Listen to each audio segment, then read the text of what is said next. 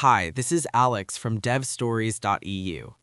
Asynchrony, episode 15 of 20. You write clean, modern asynchronous code, but eventually you have to interface with an old, stubborn library that relies entirely on callbacks. You cannot await a callback directly, which breaks your entire asynchronous flow. The mechanism that bridges these two worlds is futures, the low-level bridge. Let us clear up a common confusion immediately. People frequently mix up tasks and futures. A task is a specific subclass of a future. A task wraps a coroutine and actively schedules it on the event loop, driving its execution step by step. A future does not run anything, it has no execution logic of its own. It is simply a state container. It is a low-level primitive representing an eventual result from an asynchronous operation. When writing modern Python, you almost never instantiate a future directly. The event loop creates them under the hood, but when you need to wrap legacy callback-based code, you construct them manually. Consider a scenario where you're using an older network protocol library. It has a request method that takes a network address, a success callback, and a failure callback. You want your modern async function to simply call await on this request. Here's how you bridge the gap. Inside your async function, you get the current running event loop and ask it to create a new future object. At this exact moment, the future is in a pending state. It is empty and waiting. Next, you write a small success callback function. When triggered, this function takes the incoming data and calls the setResult method on your future. You also write an error callback that calls the setException method on the same future.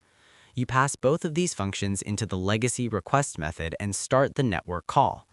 Finally, you await the future. Here's the key insight. Awaiting a pending future pauses the current coroutine. It yields control back to the event loop, allowing other tasks to run. Your code sits frozen at that await statement. Meanwhile, the legacy client does its network input and output in the background. When the data arrives, the legacy client triggers your success callback. Your callback calls setResult on the future. The future immediately transitions from the pending state to the finished state.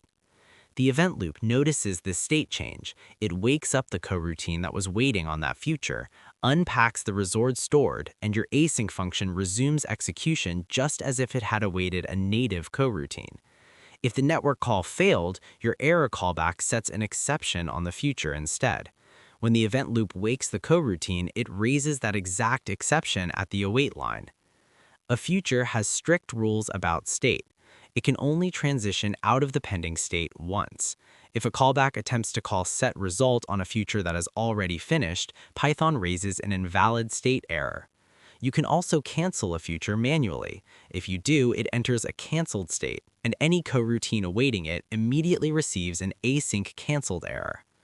Futures provide the necessary structural glue between event-driven callbacks and procedural-looking await statements. Understanding that every await statement ultimately pauses execution until a low-level future is marked as finished gives you total clarity on how asynchronous Python actually operates under the surface. That's all for this one. Thanks for listening and keep building.